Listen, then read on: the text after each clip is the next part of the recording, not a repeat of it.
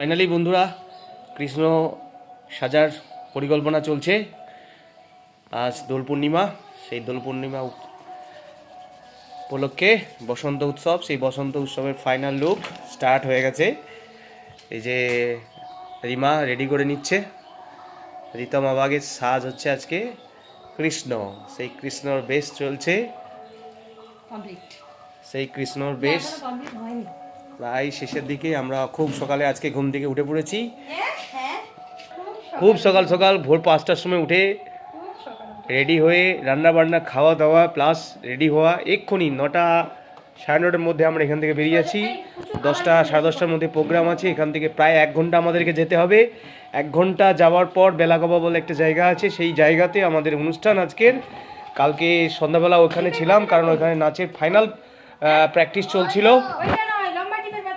দিয়ে যদিও রিমাকে একটু মানে ঠিক ভূতনি ভূতনি লাগছে, কারণ দেখে তো ভূতনি ভূতনি লাগছে। তোমার কেমন লাগছে সেজে?